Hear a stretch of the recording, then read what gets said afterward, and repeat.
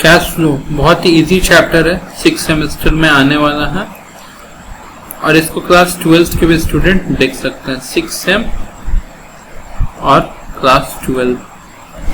ठीक है, बात आगे ध्यान। जनरली मैटर क्या है,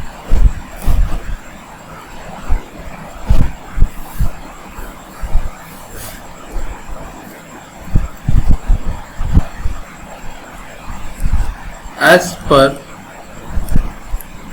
accounting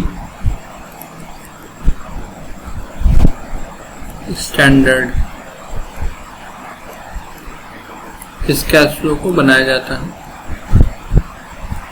ठीक है, अब कैश फ्लो बनाते हुए किस लिए जरा इसको समझते हैं। ठीक है,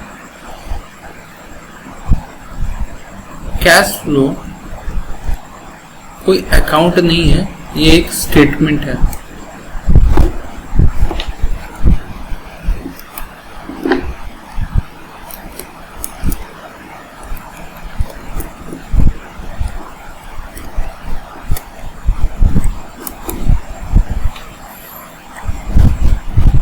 कैश फ्लो अकाउंट नहीं है, एक स्टेटमेंट है, इतना बात याद रखिएगा। स्टेटमेंट है, अकाउंट नहीं है। आगे बढ़ते हैं। अब कैश फ्लो में होता है दो मेथड, एक होता है डायरेक्ट मेथड, एक होता है इनडायरेक्ट मेथड।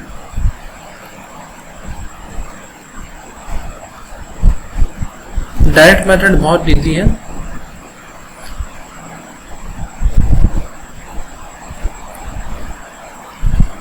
डायरेक्ट मेथड आगे की वीडियो में मैं आपको बताऊंगा।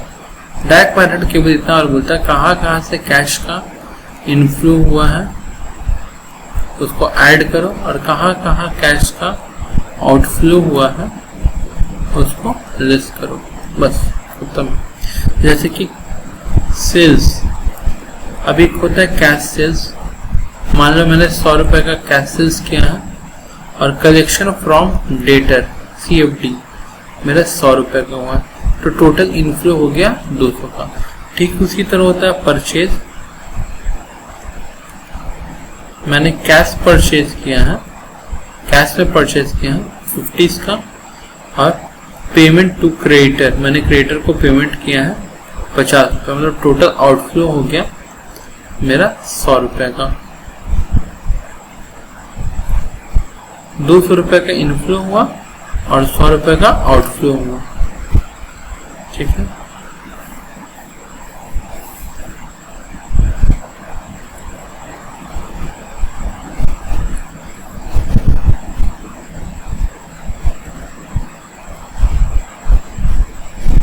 एक्सपेंसेस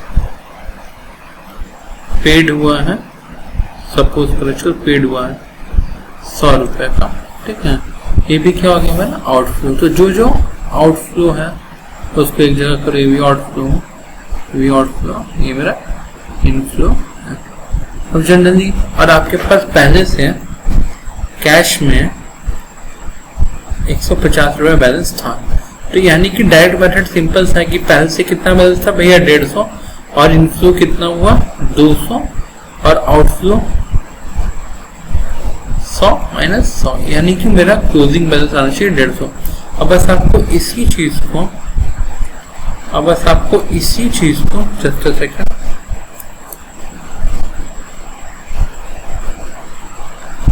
आपको इसी चीज को जो है कि स्टेटमेंट फॉर्म में शो कर देना है और कुछ नहीं। कोई दिक्कत है इसमें? इसी चीज को आपको स्टेटमेंट फॉर्म में शो कर देना है। जैसे कि आप देख सकते हैं कैसे हम लोग लिखेंगे,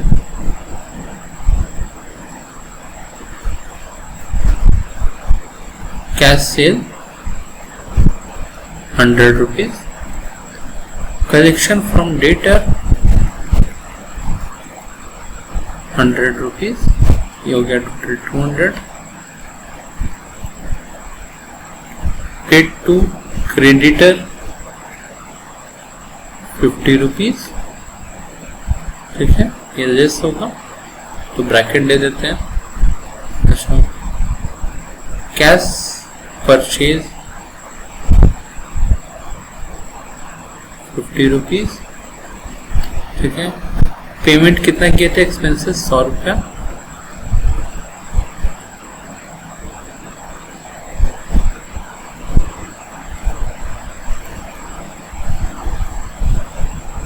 एक्सपेंसेस 100 रुपया,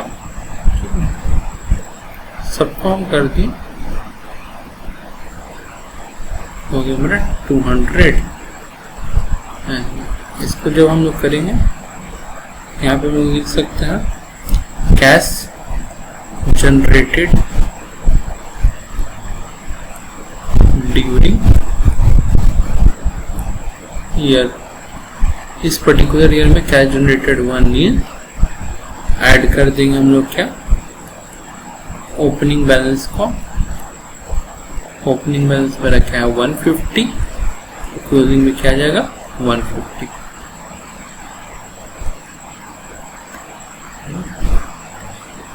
लेकिन जो बात मेन आता है, वो बात मेन आता है हम लोग का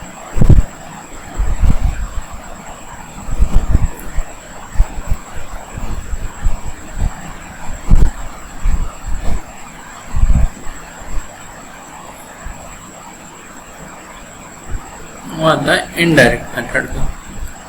इनडायरेक्ट मेथड का पहले हम फॉर्मेट इजी कर देते हैं।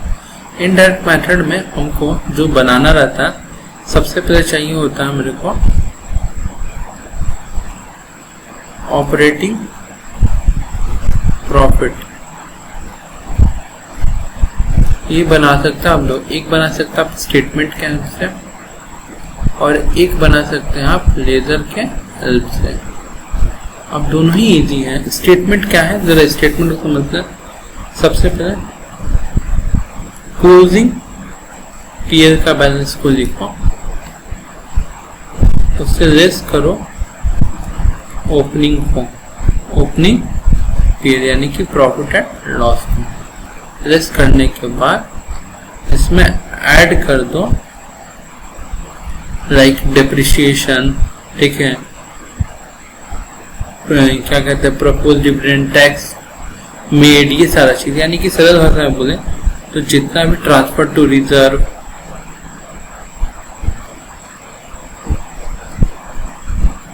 यानी कि सरल भाषा में बोले तो पीएल का सारा डेबिट आइटम इसमें ऐड कर दो, ठीक है। लेस कर दो पीएल का सारा क्रेडिट आइटम, ठीक है। लेस करने के बाद जो आएगा वो होगा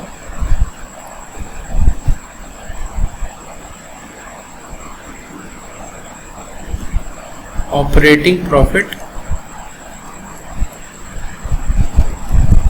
बिफोर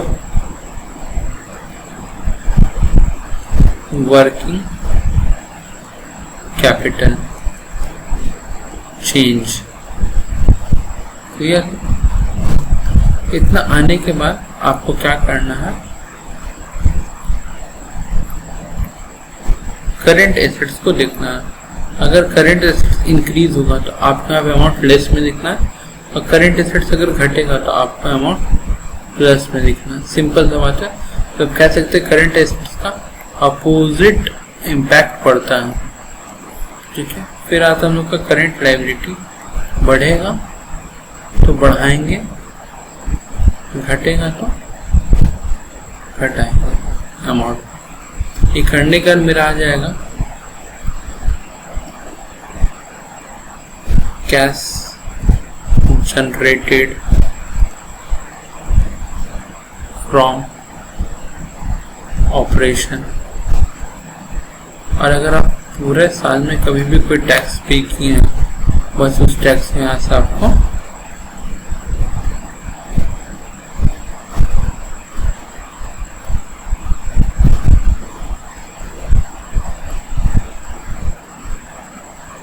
यहाँ से आपको वो टैक्स पेड लेस करना है। लेस करने के बाद जो अमाउंट आएगा उसको हम कहते हैं cash net cash flow from operating activities. Clear है? इतना करने के बाद आप इसमें अब इन्वेस्टिंग आइटम्स को लेकर के आइएगा। इन्वेस्टिंग आइटम्स का मतलब होता है फिक्स एसेट्स, ठीक है। अगर फिक्स एसेट्स बढ़ा है यानी कि आप परचेज किए हैं, बढ़ने का मतलब क्या होता है, यानी कि आप परचेज किए हैं, तो आपको यहाँ पे अमाउंट लेस में लिखना पड़ेगा। और अगर लेस में यानी कि आप सेल किए हैं तो आपको ऐड करना पड़ेगा। फिर आता है हम लोग का फाइनेंसिंग एक्टिविटीज।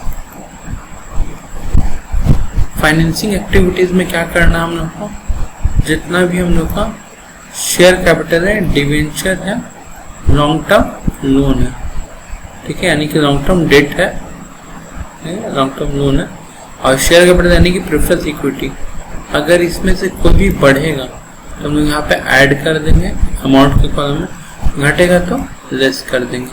यही होता है जनरली। मतलब अगर देखा जाए तो कैश फ्लो 3 पार्ट में हम लोग का बटा हुआ है। I am right? Cash flow हम लोग का 3 पार्ट में बटा हुआ है, ठीक है। अब जस्ट सुनो, ये तो स्टेटमेंट वाइज। अगर मैं लेजर बनाऊं ऑपरेटिंग प्रॉफिट का, तो याद रखना ऑपरेटिंग प्रॉफिट का यही तक का लेजर बनता है। कैसे बनेगा, यहाँ लिखेंगे पीएल का बैलेंस और यहाँ पे भी लिखेंगे पीएल का बैलेंस। यहाँ पे हो जाएगा हमारा ओपनिंग बैलेंस, क्या हो जाएगा, पीएल का ओपनिंग बैलेंस। यहाँ पे क्या हो जाएगा हमारा क्लोजिंग। पीएल में क्या क्या चीज जो खर्चा होता है, जो जाता है, वो सारा आइटम यहाँ पे डेबिट हो जाएगा, और जो अमाउंट इनकम होता है वो सारा अमाउंट क्रेडिट हो जाएगा। भैया कुछ डेबिट क्रेडिट यानी कि वो पीएल का डेबिट क्रेडिट आइटम का नाम बताइए ना, मैं बताता हूँ एक एक करके। जैसे एग्जांपल हो गया डेप्रिसिएशन, ये सारा मैं खर्चे का नाम बता रहा हूँ। टैक्स मेड वन, जो टैक्स के लेजर में आपको आगे वीडियो में दिखेगा, ठीक है। डिविडेंड, इंटरेस्ट, ये सारा आइटम, ये सब आइटम हो गया डेबिट का एग्जांपल, ठीक है। Loss on sales of assets, ये सब हो गया हम लोग का डेबिट वाला आइटम, ठीक है। जरा क्रेडिट वाला आइटम देखा, जस्ट उल्टा, कमीशन रिसीव्ड, ठीक है, रेंट रिसीव्ड, सब रिसीव्ड बोले, याद रखिएगा, रिसीव्ड।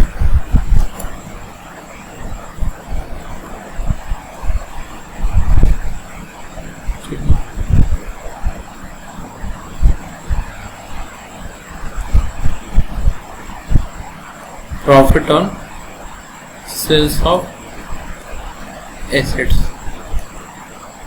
ठीक है। इन सारे आइटम्स को आपको क्या करना रहता है, लेस।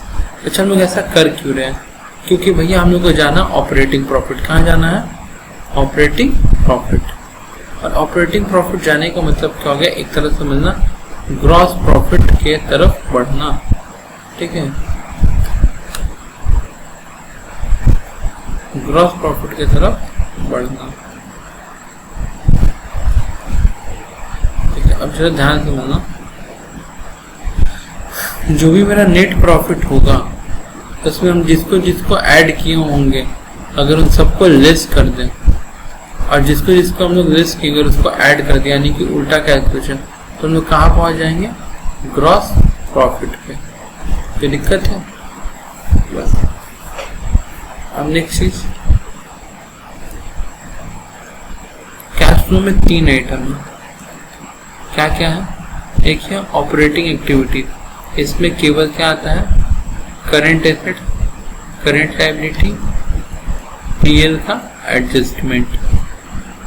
फिर आता है हम लोग का इन्वेस्टिंग एक्टिविटीज। इन्वेस्टिंग एक्टिविटीज में क्या आता है हम लोग का, केवल आता है केवल फिक्स्ड एसेट्स। और फिर हम लोग का क्या है, फाइनेंसिंग, इसमें क्या आता है, शेयर कैपिटल, डिवेंचर, लोन, ये सब कोई दिक्कत नहीं है। अच्छा, कुछ चीज याद रखिएगा, कैश फ्लो में एसेट्स अगर बढ़ेगा, दोबारा से बोल रहे कोई भी एसेट्स हो, अगर वो इंक्रीज हो रहा है तो उसको करेंगे लेस, और अगर लायबिलिटी इंक्रीज हो रहा है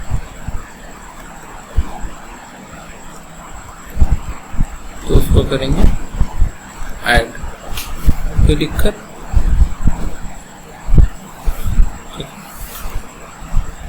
एसेट्स और लायबिलिटी, ठीक है, ऐड और लेस।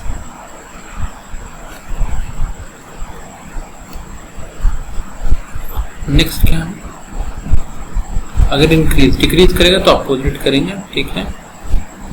देखिए याद रखना, एसेट्स का जब भी लेजर बनेगा, ठीक है, ओपनिंग बैलेंस डेबिट में आएगा, कहाँ आएगा, और क्लोजिंग बैलेंस क्रेडिट में आएगा। और जब भी किसी लायबिलिटी का लेजर बनेगा, क्या बनेगा, लायबिलिटीज का लेजर बनेगा, तो क्लोजिंग ओपनिंग क्रेडिट में आएगा, उस डेबिट में। यहाँ पे मैं लिख भी देता हूँ,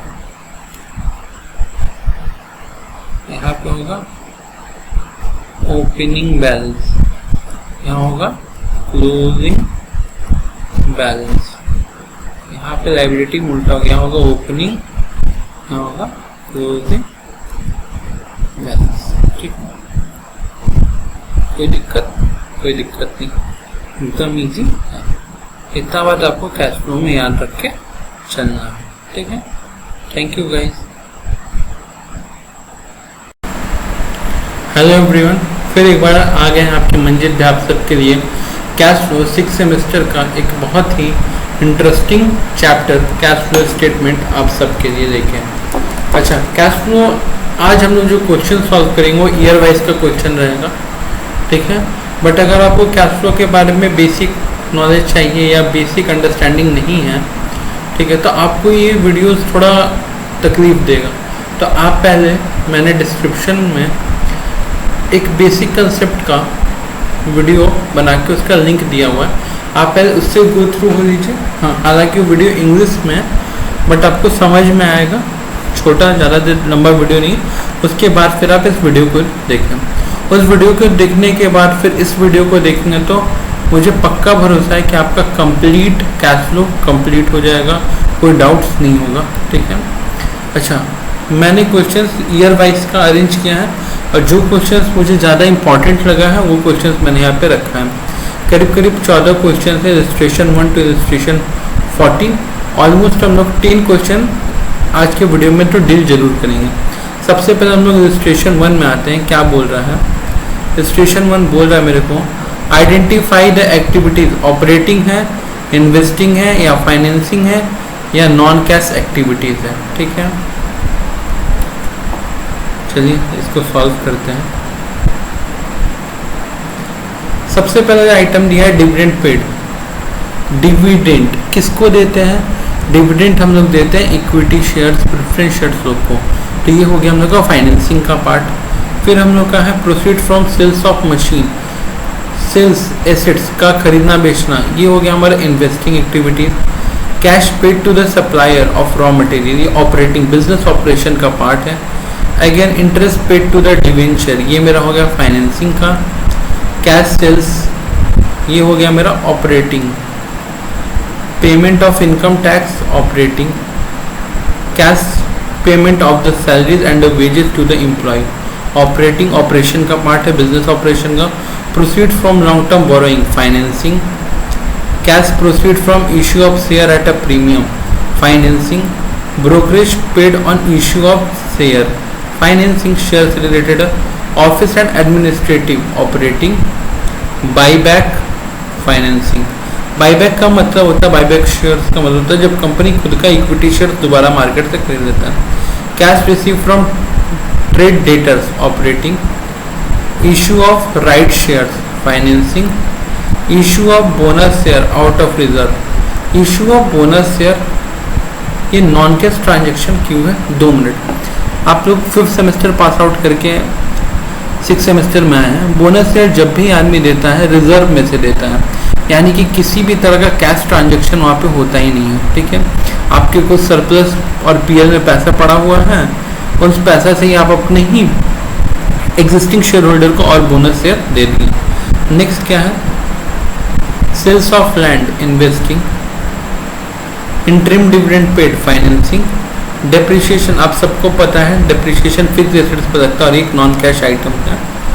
purchase of goodwill for cash, investing है, गुडविल खरीदना, आप मतलब इन्वेस्ट कर रहे हैं। Interest paid on working capital, खुद ही बता रहा, वर्किंग का मतलब डे टू डे एक्सपेंडिचर जो डेली ऑपरेशंस में खर्चा लगता है, यानी कि ऑपरेटिंग एक्टिविटीज में जाएगा working capital. Conversion of debenture to share, non cash. ठीक है, रिफंड ऑफ टैक्स, ऑपरेटिंग। अब जब टैक्स पेड ऑपरेटिंग में आता है तो रिफंड ऑफ टैक्स भी तो ऑपरेटिंग में आएगा। Purchase of machinery for cash, investing, issued of long term bond for cash, financing, outstanding salary yet not paid, जब पे ही नहीं किया गया तो क्या है? Non cash item. Issue of share for the purchase of fixed assets, non cash transaction. आपने के एसेट्स खरीदा, हाँ इन्वेस्टिंग का पार्ट है, बट आप उसके बदले पैसा नहीं दे रहे, आप उसके बदले क्या दे रहे हैं? शेयर्स दे रहे हैं। Dividend received on shares held as a investment. ठीक है, इन्वेस्टिंग, आपने कहीं पे शेयर्स खरीदा था, ठीक है, एज ए इन्वेस्टमेंट, और उसके ऊपर आपको डिविडेंड रिसीव्ड हुआ है। Provision for income tax, non cash transaction. Insurance claim received for loss of stock, operating है। अच्छा, अभी छोटा सा चीज, जितना भी मैंने नॉन कैश आइटम बताया, नॉन कैश फ्लो बनाने का 2 मेथड है, एक है डायरेक्ट मेथड और एक है इनडायरेक्ट मेथड। तो जितना भी नॉन कैश आइटम है वो तो डायरेक्ट मेथड में काम नहीं आता है, बट इनडायरेक्ट मेथड में बहुत ज़्यादा काम आता है, इतना बात याद रखिएगा। अच्छा, नेक्स्ट चीज, फाइनेंसिंग का मतलब हो गया शेयर कैपिटल, आइदर वो इक्विटी हो या प्रेफरेंस हो या डिवेंचर हो या लोन हो, इन सब चीज़ों से रिलेटेड। इन्वेस्टिंग हो गया फिक्स्ड एसेट से रिलेटेड, और ऑपरेटिंग हो गया, अगर सीरियल भाषा में तो current assets and current liability से रिलेटेड। तो आपको ये चीज़ याद रखना पड़ेगा और उसके अकॉर्डिंग बढ़ना पड़ेगा। रजिस्ट्रेशन 2 जो हमारा है वो डायरेक्ट मेथड का बात कर रहा हूँ, बहुत ही ईजी है, ध्यान से देखिएगा क्या क्या दिया हमको। सबसे पहले दिया है टैक्स पेड 2 लाख रुपया, टोटल परचेज दिया है 8 लाख, टोटल सेल्स दिया है 17,50,000, कैश सेल्स दिया हम लोग को 9 लाख, कैश परचेज दिया हम लोग को 4 लाख। पहली बात तो हम लोग अगर टोटल परचेज में से कैश परचेज और टोटल सेल्स में से अगर हम लोग कैश सेल्स माइनस कर दे तो हम लोग को क्रेडिट सेल्स और क्रेडिट परचेज का पता चल जाएगा। नेक्स्ट चीज क्या है, हम लोग को डेटर का ओपनिंग क्लोजिंग दिया हुआ है, एंड में 1 लाख, बिगनिंग में 50,000, क्रेडिटर के एंड में 60,000, ओपनिंग में 40,000, outstanding expenses at the end 32,000, operating expenses debited to PL, ठीक है, और outstanding expenses at the beginning. क्या करना है, सबसे पहले हमको टोटल डेटर का लेजर बनाना है।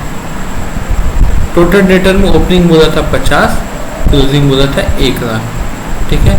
क्रेडिट सेल कितना था, क्रेडिट सेल जाने के लिए मैंने पहले बोला था टोटल सेल से कैश सेल को माइनस कर दो, 8,50,000 आएगा, मैंने 8,50,000 में पुट कर दिया। जैसे ही 8,50,000 पुट किया,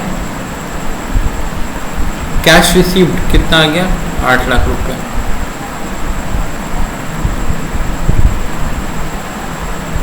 अब अगर मैं बात करूं टोटल सेल्स रिसीव्ड, तो कैश सेल हुआ था 9 लाख का और डेटर लोग से रिसीव्ड हुआ है 8 लाख, तो टोटल 17 लाख रुपए हम लोग कह सकते हैं हमारे पास क्या है, इनफ्लो है। क्या है, कैश का इनफ्लो है, कैश का इनफ्लो है।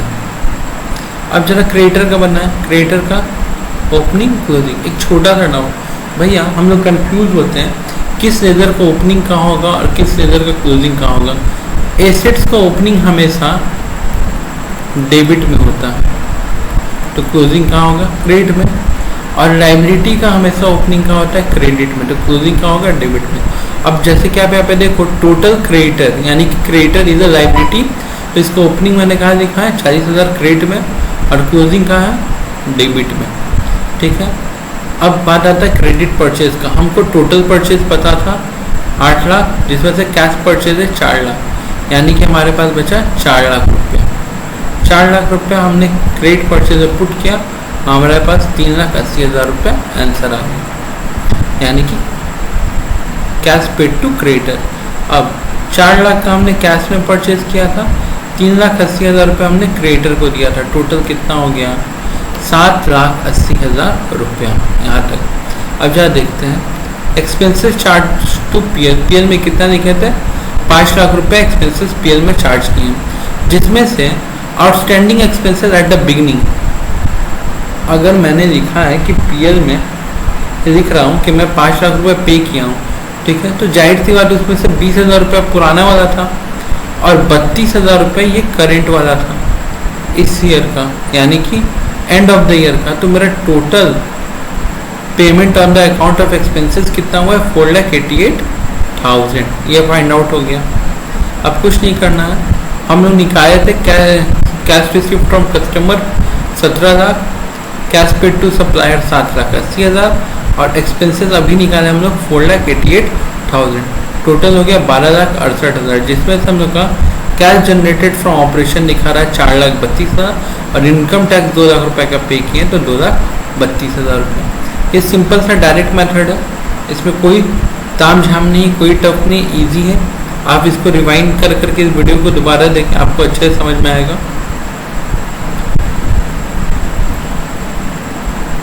अब आते हैं हम लोग इनडायरेक्ट मेथड में, और पहले देखो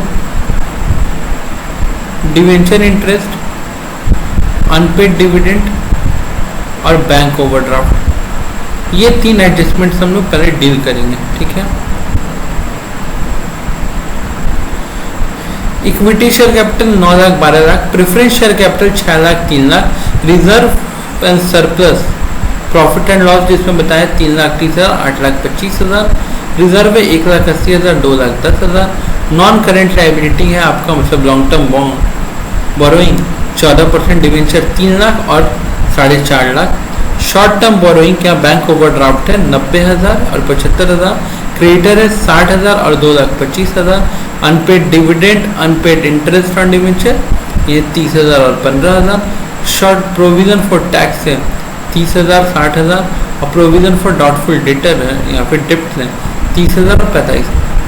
एसेट्स में देखते हैं टेंजिबल एसेट्स है 15,30,000 का और 18,60,000 का, non current investment 10% long term 90,000 और 2,40,000 का ओपनिंग क्लोजिंग, इन्वेंट्री है 5,70,000 से 5,55,000, ट्रेड रिसीवेबल यानी कि डेटर है 1,20,000 से 2,25,000, कैश एंड कैश इक्विवेलेंट 1,80,000 से 5,40,000, अदर करेंट एसेट्स है में आम लोग आता है फिक्टिशियस एसेट जैसा कि दिख रहा है, discount on issue of debenture 7,500 और 9,000, अंडर राइटिंग कमीशन है 22,500 और 6,000 रुपये, ठीक है।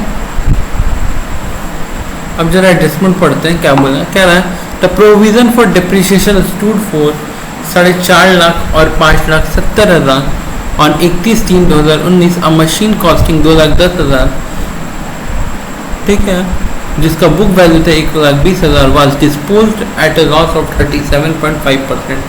जैसे ही मैंने ये पढ़ा मुझे पढ़ते ही ये चीज़ का एहसास हो गया कि मेरे को मशीन का लेज़र बनाना पड़ेगा, ठीक है। तो पहले लोग मशीन का लेज़र पे ध्यान देते हैं,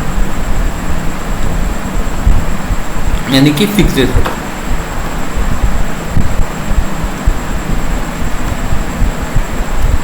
ओपनिंग क्लोजिंग कितना था पहले इसको देख लो,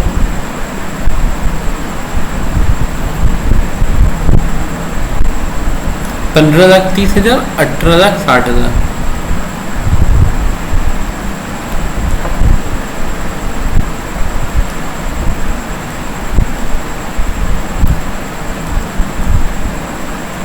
तो 15,30,000 कहाँ से है कोई डाउट नहीं है, और यहाँ क्लोजिंग में 18,60,000 कहाँ से है कोई डाउट नहीं, ओपनिंग और क्लोजिंग।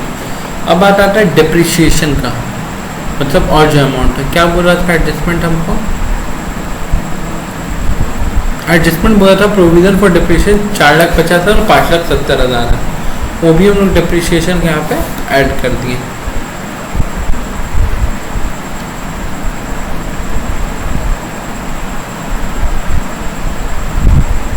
इसको ऐड करने से क्या बेनिफिट हुआ, एसेट्स अपने ओरिजिनल वैल्यू पे रिकॉर्ड हो पाया है, पहला चीज। उसके बाद बोला है कि मैंने एक एसेट्स को बेच दिया है जिसका अभी दाम कितना चल रहा था, 1,20,000, ठीक है, जिसको हमने 37.5% के लॉस पे बेचा है। मतलब जब बेचा है तो मेरे को 62.5% मिला है, ठीक है, मतलब 75,000 मिला है। 1,20,000 का मशीन अगर कोई व्यक्ति 75,000 में बेच देगा तो यानी कि उसको 45,000 का लॉस हुआ है। अब जरा एक चीज़ समझना, पहली बात तो ये अमाउंट 62.5 कहाँ से है, 100 रुपये का सामान था, बोल रहा था 37.5% का लॉस पे सेल करेगा, ठीक है, कोई दिक्कत नहीं है। ये अमाउंट पुट करने के बाद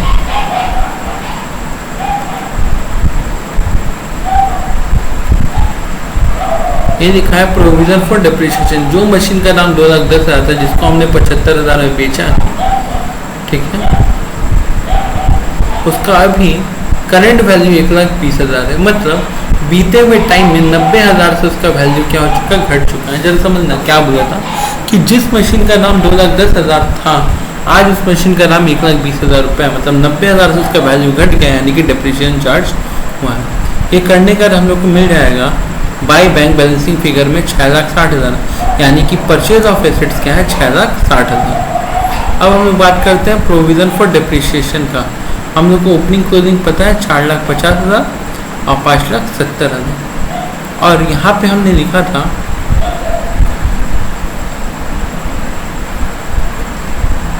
बाय प्रोविजन फॉर डिप्रिशिएशन, यानी कि यहाँ पे क्या हो जाएगा, 2 फिक्स्ड एसेट्स 90,000। कोई दिक्कत है, ये 90,000 भी कहाँ से आया हम लोग को पता चल गया। और इस बार का डिप्रिशिएशन कितना हो जाएगा, 2,10,000, यानी कि बैलेंसिंग फिगर है। अब नेक्स्ट एडजस्टमेंट पढ़ते हैं, ये लेजर हम लोग कंप्लीट कर लिया। An interim dividend 15% was paid on equity share. Final dividend for the year 31st March 1,80,000 was declared and paid during the year. New shares and debenture were issued on 31/3/2019। इसका मतलब हम लोग को dividend का ledger बनाना पड़ेगा। एक laser complete हुआ,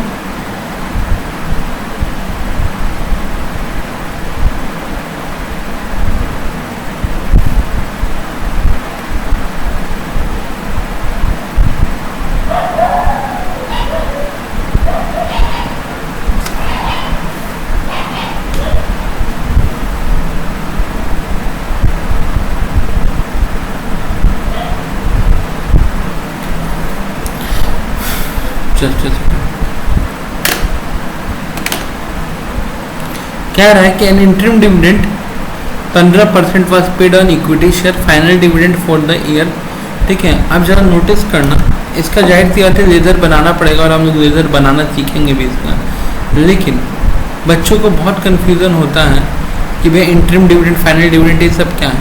अभी फिलहाल 2 नंबर का एडजस्टमेंट तो होल्ड पे डालते, बहुत ईजी एडजस्टमेंट है, और थोड़ा सा स्किप करते 3rd नंबर एडजस्टमेंट। क्या बोल रहा हूँ हम लोग को, tax provided during the year was 45,000। अच्छा, अब हमको टैक्स का लेजर बनाना पड़ेगा।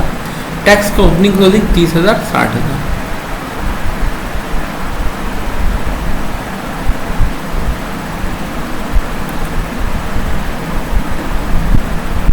टैक्स का ओपनिंग क्या था, 30,000, क्लोजिंग क्या था, 60,000। अच्छा, उसके बाद क्या हुआ था, एडजस्टमेंट में, जिस एडजस्टमेंट का हम लोग लेजर बनाने का सोचे, टैक्स प्रोवाइडेड, या तो टैक्स प्रोवाइडेड बोलेगा या tax made during the year बोलेगा। इसका मतलब समझ जाना, उसका कहने का मतलब है बाई पीरियड, यानी कि इतना टैक्स इस बार चार्ज हुआ था 45,000, और जिसमें से पे क्या हुआ है वो बैलेंसिंग फिगर में आपके सामने आ जाएगा, जो कि कितना है, 15,000 रुपया। ये हमारा क्या प्रोविजन फॉर टैक्स पेड, ठीक है। नेक्स्ट एडजस्टमेंट क्या है हम लोग का,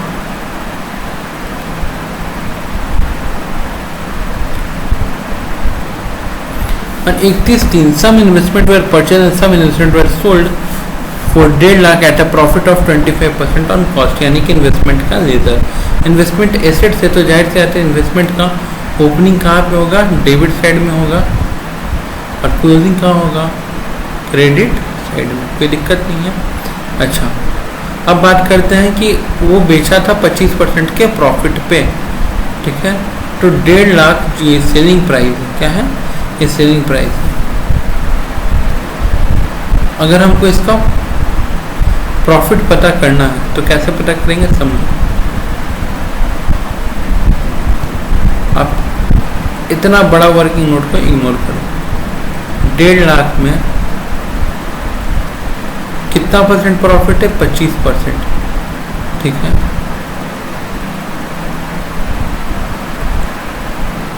और 1.5 लाख कितना के बराबर है, 125, यानी कि जो 1.5 लाख रुपए है वो तो है सेल्स, सेल्स में क्या जुड़ा हुआ है, कॉस्ट भी और प्रॉफिट भी। तो 100 रुपये कॉस्ट हो गया, 25 रुपये प्रॉफिट हो गया। जब हम लोग इसको सॉल्व करेंगे तो हमारा आंसर क्या आ जाएगा, 30,000। कितना आ जाएगा, 30,000। कोई दिक्कत है यहाँ तक, कोई दिक्कत नहीं भैया, चलिए आगे बढ़ते हैं। कितना है बेचे थे, 1.5 लाख, यानी कि टोटल प्रॉफिट मेरा कितना हो गया, 2,70,000 प्रॉफिट। यानी कि मेरा कहने का मतलब है कि टोटल बैंक बैलेंस फिगर कितना आ गया, 2,70,000। मतलब टोटल इन्वेस्टमेंट खरीदे कितना का है, 2,70,000 का।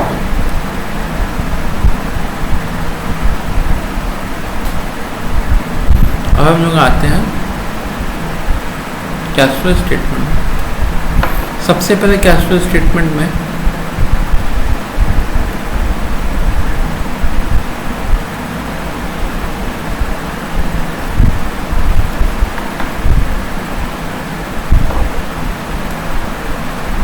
सबसे पहले कैश फ्लो स्टेटमेंट में हम लोगों को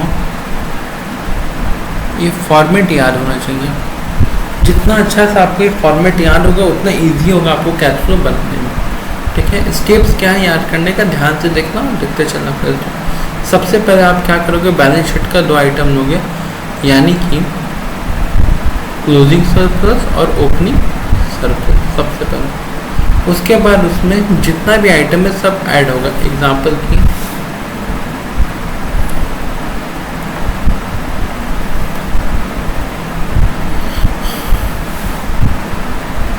एक एडजस्टमेंट हम लोग छोड़े थे, प्रपोज डिविडेंड लास्ट ईयर का कितना आया था, 1,80,000, उसको पुट कर दिए। Interim dividend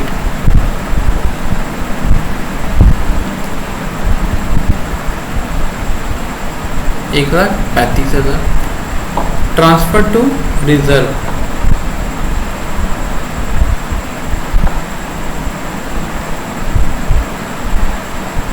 $30,000। Provision for tax 45,000 और increase in provision for doubtful डेब्ट 15,000। Net profit before taxation and extraordinary item हो गया टोटल 9 लाख, जिसमें से मेरा डिप्रिसिएशन है 2,10,000, ठीक है। Interest on loan 42,000, under writing commission 16,500, ठीक है। उसका जो लॉस ऑन मशीनरी हुआ था, जो लॉस ऑफ मशीनरी हुआ था, हम लोग प्रेफरेंस शेयर का जो प्रीमियम पे किए थे सब एडजस्टमेंट में दिया हुआ है। उसके बाद इंटरेस्ट ऑन द इन्वेस्टमेंट हम लोग को नहीं हो पाया था। Profit and sales of investment जो कि 30,000, इन सब को हम लोग ऐड करेंगे तो हमारा आ जाएगा 11,89,500, ठीक है। अब आता है हम लोग कहाँ, operating activities before working capital change. इसमें केवल हम लोग करेंट एसेट्स को इंक्रीज डिक्रीज और करेंट लायबिलिटी को इंक्रीज डिक्रीज देखेंगे। याद रखना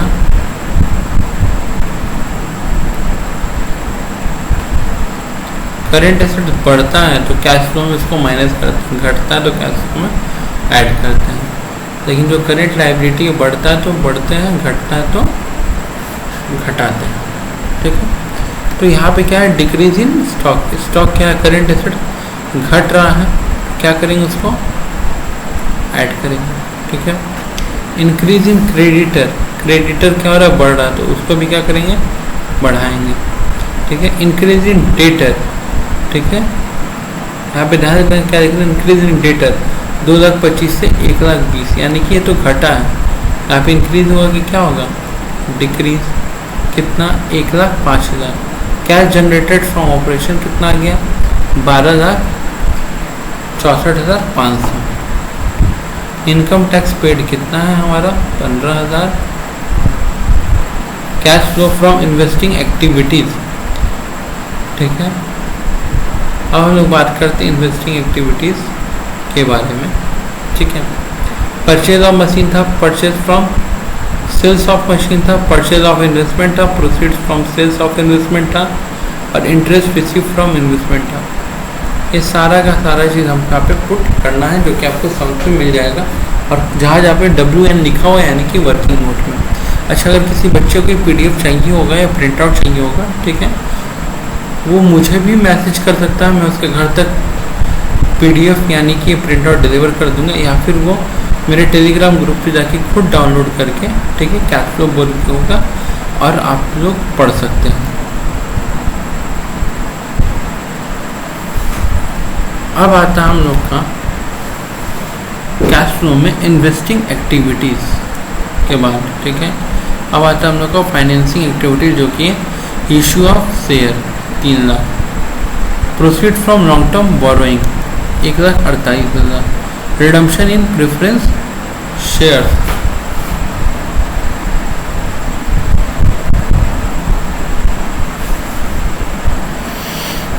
3,15,000, interest paid on debenture 42,000 interest निकल रहा था, अनपेड इंटरेस्ट 15,000, इसको लेस करने के बाद आता है 27,000। ये सब आइटम आपको बैलेंस शीट में दिख जाएगा। Final dividend paid for the previous year 1.5 lakh. Net cash used in the financial year, net increase and cash equivalent,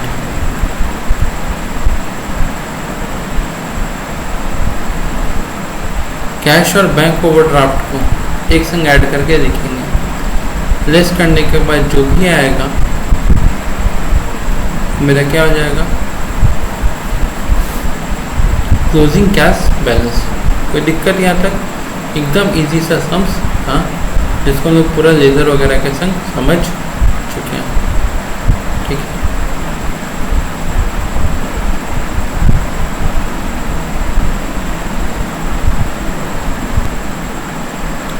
जैसा कि आप देख सकते हैं अभी जो हम लोग प्रॉब्लम्स हम सॉल्व किए, वो सिमिलर प्रॉब्लम्स हम CU ऑनर्स 2019 में आया था। अब हम लोग नेक्स्ट सम्स की तरफ बढ़ते हैं और नेक्स्ट सम्स देखते हैं किस ईयर का है।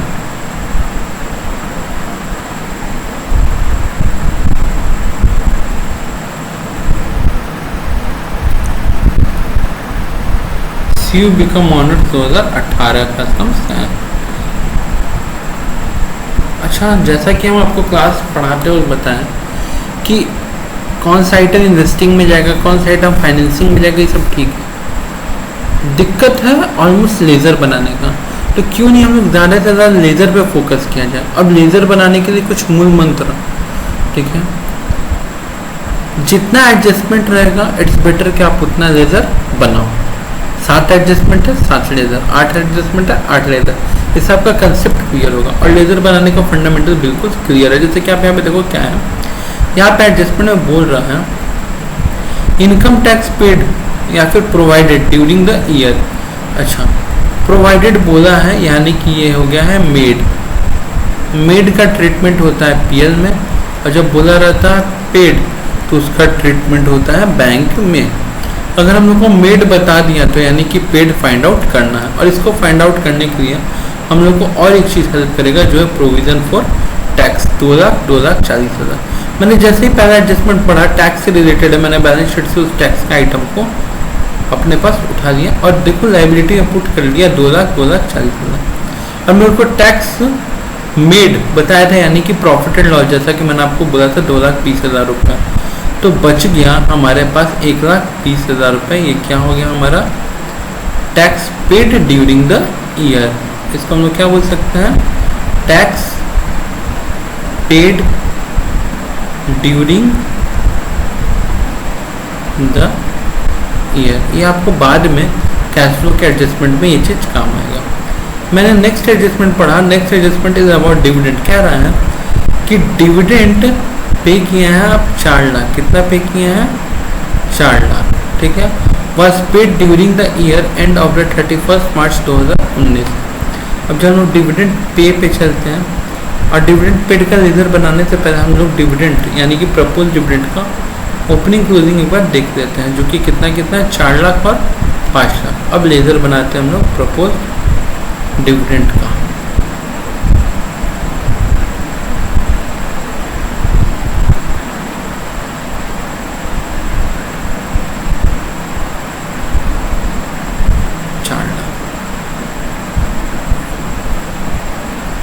अब आपके सामने एक लेजर दिख रहा है प्रपोज डिविडेंड का। मैंने 2 बैंक पेड बोला था तो 4 लाख लिखा और एडजस्टमेंट पेज में 4 लाख लिखा। इसके अलावा एक और तरीका इस लेजर को बनाने का, बट अगर आप जितना डिफरेंट लेजर बनाओगे इतना याद रखना उसका ट्रीटमेंट भी दूसरा होगा, ठीक है। क्या मेरे को ओपनिंग क्लोजिंग बोला था 4 लाख और 5 लाख।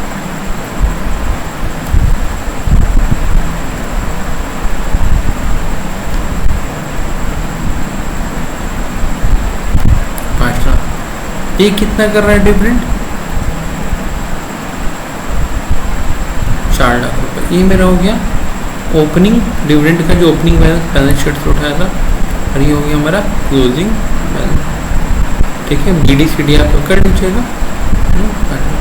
इसको करने के बाद हम लोग देखते हैं यहाँ पे आता है 2 बैंक। क्या आ रहा है 2 बैंक। इतना तो आपने पे किया। तो मेरा बाई PL में कितना क्रिएट हो रहा है, बाई PL क्रिएट हो रहा है मेरा 5 लाख, होगा 5 लाख। ये हो गया 9 लाख, ये हो गया 9 लाख। अब इसके अकॉर्डिंग अगर आप ऐसे लेजर बनाते हैं तो आपका ऑपरेटिंग में कितना जाएगा 5 लाख और फाइनेंसिंग में कितना जाएगा 4 लाख, क्लियर।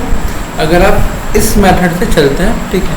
और यहाँ पे एक सिंपल सा मेथड दिया है कि आपको जो डिविडेंड पेबल है उसका बैंक लिख करके उसको PL में एडजस्ट कर दो, ठीक है। नेक्स्ट आइटम हम लोग पढ़ते हैं The company sold some investment at a profit of 40,000 which was credited to the capital reserve। Generally जो भी प्रॉफिट होता है वो PL अकाउंट में जाता है, ठीक है। बट यहाँ पे स्पेशली कैपिटल रिजर्व में ट्रांसफर हुआ मेरा इन्वेस्टमेंट, यानी कि हमको इन्वेस्टमेंट का ओपनिंग क्लोजिंग देखना ज़रूरी है। मेरा नॉन करेंट इन्वेस्टमेंट है 4 लाख और 2 लाख नॉन करेंट। तो एक नॉन करेंट इन्वेस्टमेंट का लेजर बनाओ।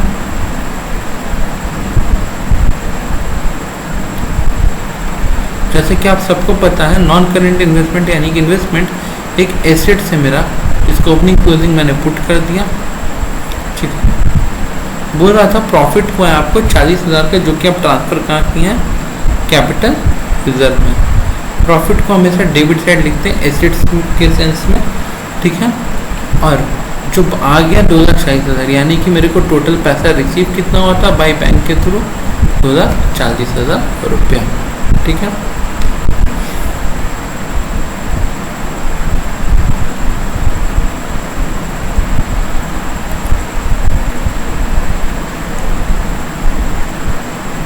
During the year, company purchased a machinery 9 lakh. The company paid 5 lakh in cash and issued 40,000 equity share of 10 each. ठीक है। अब इसके बेस पे हमको मशीनरी अकाउंट बनाना पड़ेगा। मशीनरी अकाउंट का ओपनिंग और क्लोजिंग क्या है 30 लाख और 36,80,000। चलते हैं हम लोग जरा मशीनरी पे 30 लाख और 36,000, ठीक है। और बोला था कि और एक वो मशीन खरीदा है जिसके लिए 5 लाख पे किया, बाकी इक्विटी शेयर। यानी कि जब इसको हम लोग एग्रीगेट करते हैं तो हमारे पास एक चीज़ आ जाता है, वो है बैलेंसिंग फिगर में डिप्रिशिएशन। इस साल डिप्रिशिएशन कितना है 2,20,000। इसको हम लोग कहते हैं डेबिट आइटम ऑफ पीएल, ठीक है। ये जनरली ऐड होगा हम लोग का ऑपरेटिंग एक्टिविटीज में, ठीक है।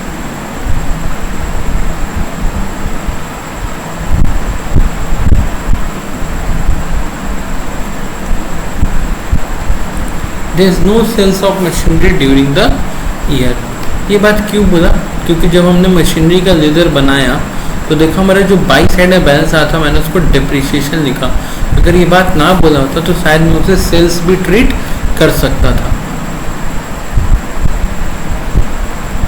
ठीक है। Depreciation return of on land and building 80,000। Land and building का ओपनिंग क्लोजिंग आप देख लो, 20 लाख और 19 लाख 20,000। और डिप्रिसिएशन कितना बोल रहा है? 80,000। तो इसको कोई लेजर बनाने का ज़रूरत ही नहीं है, ठीक है, क्योंकि सिंपल सा है। आपका इस बार 80,000 डिप्रिसिएशन चार्ज हुआ है, जो कि पीएल का डेबिट आइटम है, यानी कि ये मेरे को कैश फ्लो में ऑपरेटिंग एक्टिविटीज में चाहिए, ठीक है। Ignore corporate dividend tax. ये पूरा हम लोग का एडजस्टमेंट का डील हो गया। अब जब देखते हैं क्लोजिंग प्रॉफिट, ठीक है। Propose dividend wrongly adjusted 5 lakh, ठीक है, जो हम लोग का 5 लाख बच रहा था, ठीक है, उसको हम लोग ऐड किए।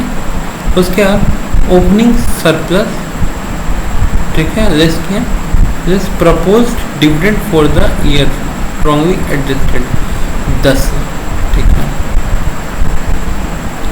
Transfer to reserve 2 lakh, provision for taxation 2,20,000, ठीक है। प्रपोज डिविडेंड टोटल हो गया 8 लाख। ये करने के बाद जो मेरा आंसर बचता है वो बचता है 10,40,000। हमको इसमें चाहिए था नेट प्रॉफिट और टैक्स, जो कि हमने फाइंड आउट कर लिया।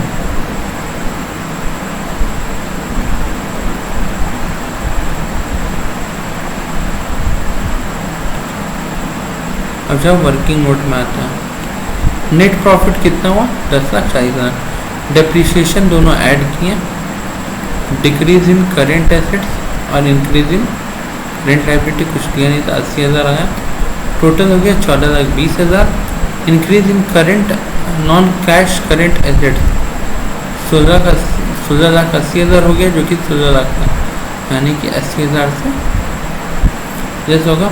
और करेंट लायबिलिटी घटा था 20 लाख से 16 लाख का था, यानी कि 4 लाख।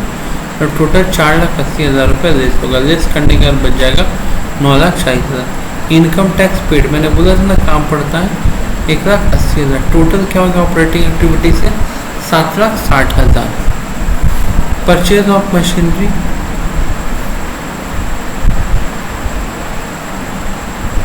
और सेल्स ऑफ इन्वेस्टमेंट, इन दोनों को पुट करने के बाद हम लोग को वैल्यू आ रहा है 2,60,000।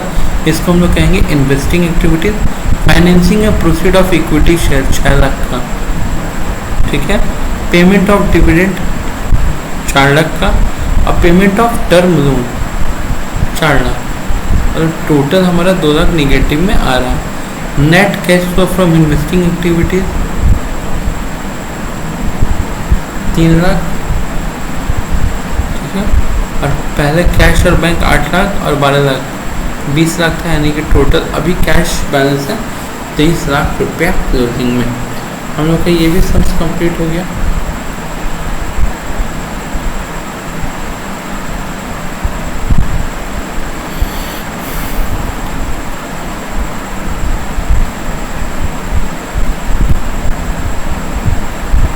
एक आपका सीयू बिकम ऑनर 2004 का, बहुत ही पुराना पेपर है। और हम लोग देखते देखते रजिस्ट्रेशन 5 तक आ गए, जो कि हमने डिस्कस ही किया था कि आज कम से कम रजिस्ट्रेशन 10 तक जाएंगे, ठीक है।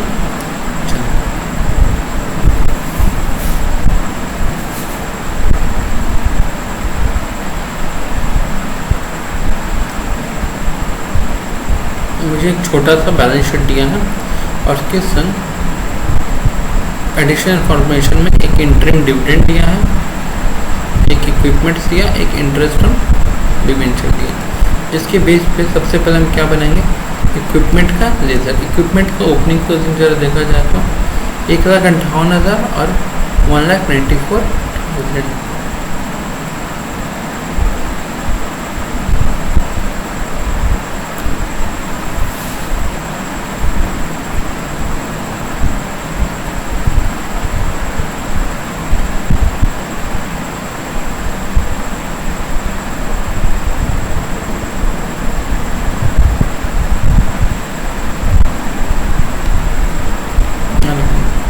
सॉरी, इक्विपमेंट कॉस्ट है 2 लाख और 2,60,000 एक्चुअल में, तो मैंने लिख दिया 2,60,000।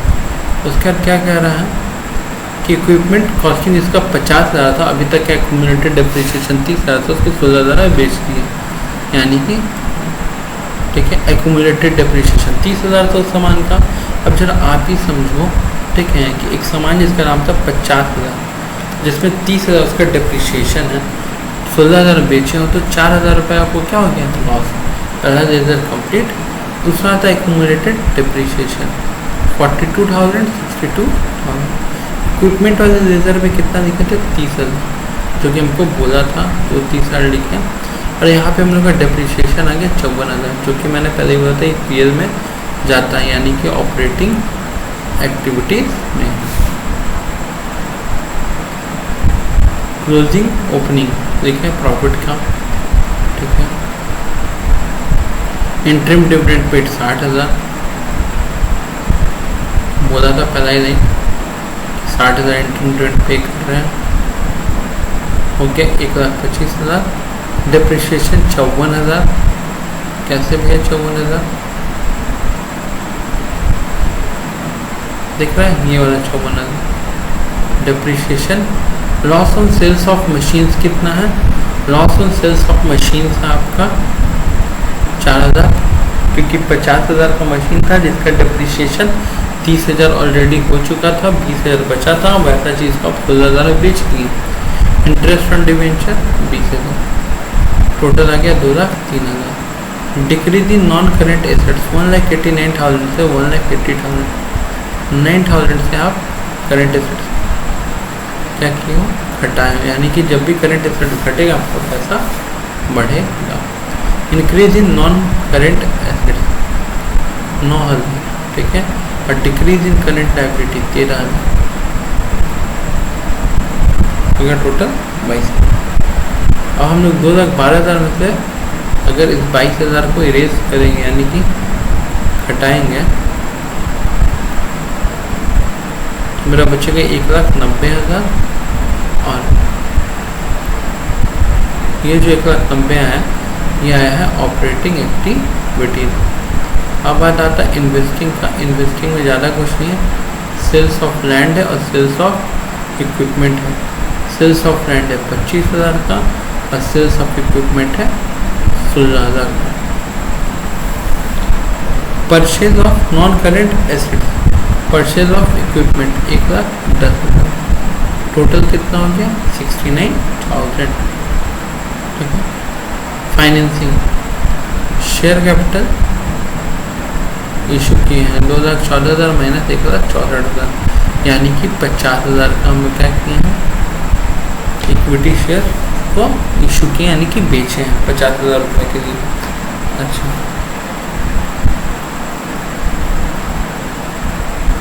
रिडम्पशन ऑफ डिवेंचर यहाँ पे लिखा है, हम इसको थोड़ा ठीक कर देते हैं। यहाँ पे लिखा है रिडम्पशन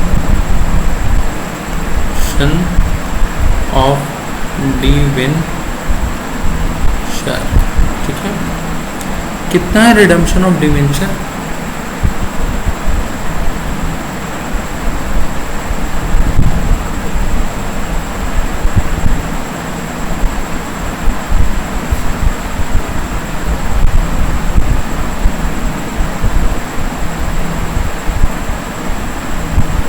डिवेंचर मेरा पहले था, जब हम क्वेश्चन में देखें तो डिवेंचर मेरा पहले था 2 लाख, फिर हो गया 1.5 लाख, यानी कि टोटल 50,000 का डिवेंचर पे हुआ है।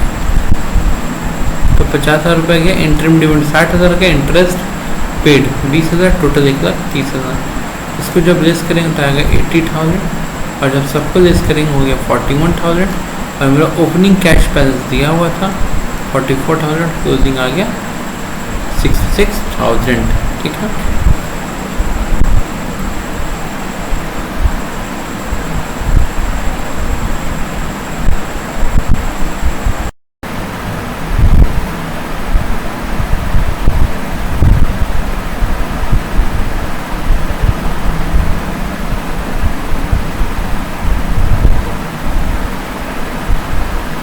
अच्छा आइए अब हम लोग डिस्कस करते हैं 6 नंबर रजिस्ट्रेशन। इसका बैलेंस शीट क्या बोल रहा है, 10% डिविडेंड पेड। ठीक है, डिविडेंड पेड किया है। मशीनरी, ठीक है,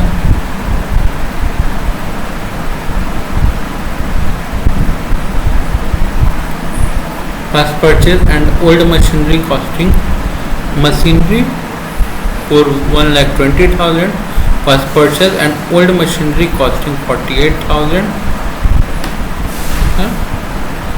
एक्यूमुलेटेड जिस पे 24,000 हुआ है उसको बेचे 16,000। ठीक है, कोई दिक्कत नहीं है। 80% 80,000 डिवेंचर, ठीक है, 80,000 रुपये डिवेंचर और redeem purchase from open market at 96। ठीक है, तो इंटरेस्टिंग है ये डिवेंचर और एडजस्टमेंट, इसको हम लोग जरूर ध्यान देंगे। उसके बाद हम लोग का है इन्वेस्टमेंट वर्थ रुपीज़ 1,44,000।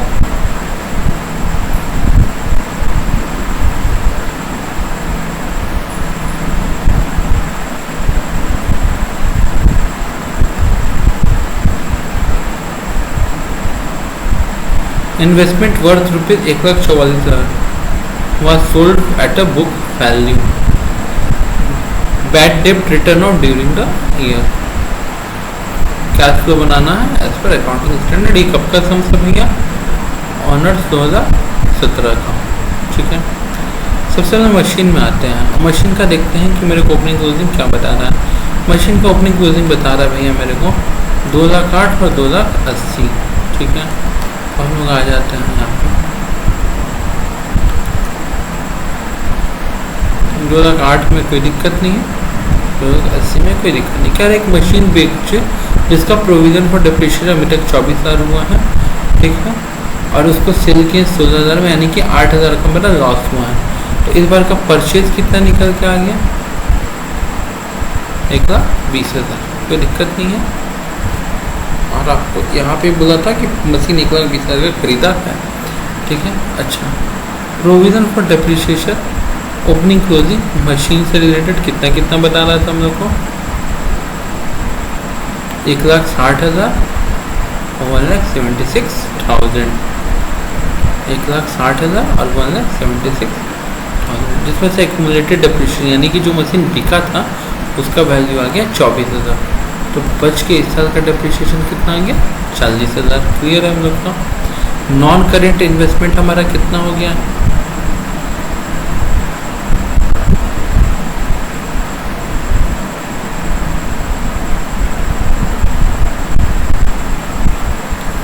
₹4,40,000 से 2,96,000।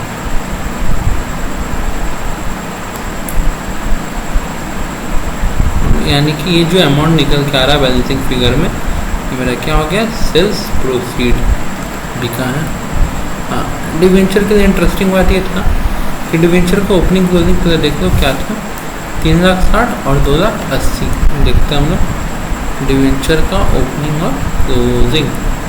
हाँ, 3,60,000 और 2,80,000 जैसा कि हम यहाँ पे देख पा रहे हैं। ठीक है, 3,60,000 और 2,80,000 को हम लोगों ने क्या किया,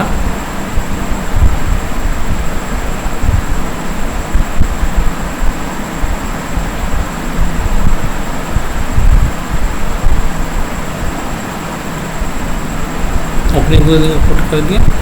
बोला आपने 800 डिवेंचर बेचा 96 रुपीज़ करके, इतना हुआ जिसमें आपने प्रॉफिट बचा दिया 3,200 रुपया का। ठीक है, 3,200 रुपये आपने मार्केट में, ओपन मार्केट में बेचा था, कारण सेव हो गया, कोई दिक्कत नहीं। अच्छा, अभी थोड़ा डिफरेंट मेथड है। यहाँ पे हम लोग बनाएंगे एडजस्टेड पीयर। डिविडेंड पेड कितना किए थे, 9,20,000 का 10% यानी 92। वे 9,20,000 कहाँ से आया, आप यहाँ पे देख सकते हैं। ओपनिंग 9,20,000।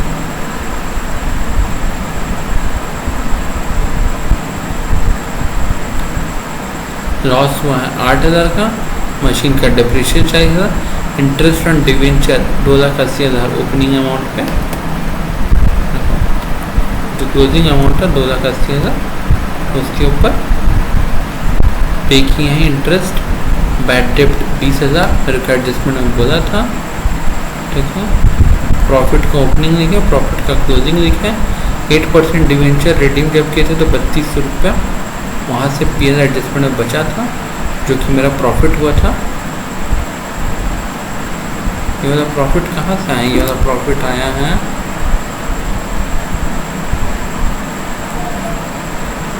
ये वाला, ठीक है, यहाँ से यहाँ ट्रांसफर हुआ। नेक्स्ट जो आगे आपका हो गया ऑपरेशनल प्रॉफिट, एक ये आपका क्या हो गया? Operational profit before working capital change 2,07,000। भैया इसका लेजर बनाना ज़रूरी है क्या? इसको हम जैसे पहले बनाते थे वैसे नहीं बना सकते? बिल्कुल बना सकते हैं, ठीक है, बिल्कुल बना सकते हैं, ठीक है। अच्छा, नेट प्रॉफिट 92,000, 64,000, ठीक है। क्लोजिंग से ओपनिंग को माइनस किया, बचा 28,000, उसमें टैक्स पेड कर दिया, ऐसा डिविडेंड पेड कर दिया। 92,000 का नेट प्रॉफिट बिफोर टैक्स कितना आ गया? 1,20,000।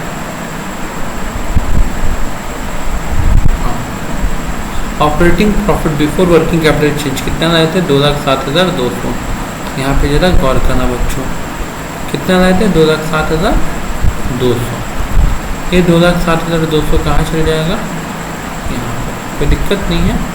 अब डेटर क्रेडिटर के इंक्रीज डिक्रीज का अमाउंट पुट करना है,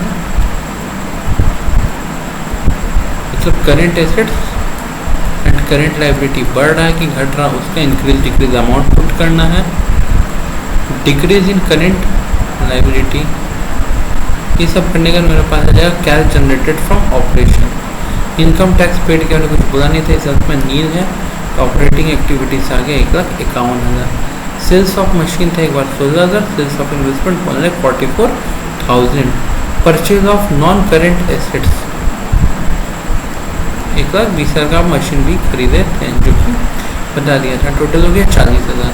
redemption of debenture 76,000, payment of dividend 92,000 और पेमेंट ऑफ इंटरेस्ट इतना। ये पेमेंट हुआ है, ठीक है। एडजस्टमेंट करने का मेरा वैल्यू आ रहा है सब जीरो, ओपनिंग को ऐड किए, क्लोजिंग ऑटोमेटिक आ गया। बार बार समझो बच्चों, कैश फ्लो उतना हार्ड नहीं है अगर आप उसका लेजर बेहतरीन ढंग से बना लेते हैं तो।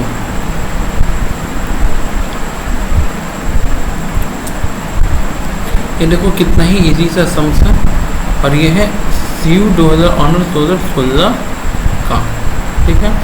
क्या सम्स से मेरे को दिया है?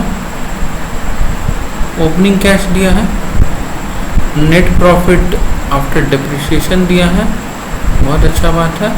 Profit on sales of machine दिया है 10,000। Current assets, current liability, sales of machine, purchase of machine, payment of bank loan, redemption of debenture, कुछ आइटम दिए जिसके बेसिस हमको कैश फ्लो बनाना है, ठीक है। इसमें तो कुछ है ही नहीं, बहुत ईजी है। आपको सबसे पहले क्या दे दिया है देखो, नेट प्रॉफिट बताया था, उसमें हमने क्या किया? Profit on sales of machines को ऐड कर दिया। फिर decrease in non cash current assets, increase in current liability, easy. Increase in non current assets, decrease in current liability, ठीक है। करने का मेरा कैश जनरेटेड फ्रॉम ऑपरेशन बचा 1,90,000, जो कि डिटेल ऊपर दिया हुआ था। इनकम टैक्स पेड नील, ठीक है। यहाँ पे इनकम टैक्स कई बार जिक्र भी किया था, आंसर इज नो। और जैसा कि मैं बता रहा था increase in current assets current liability से भी यहाँ पे दिया हुआ था। इतना करने का सेल्स ऑफ मशीन बताया था, परचेज ऑफ मशीन बताया था, payment of bank loan, payment of debenture बताया। इन तीनों को शॉर्ट करने का मेरा आ रहा है 1,08,000 और ओपनिंग कैश का 10,000, यानी कि क्लोजिंग में आ जाएगा 1,40,000। बहुत ही मक्खन, बहुत ही पानी जैसा सम्स।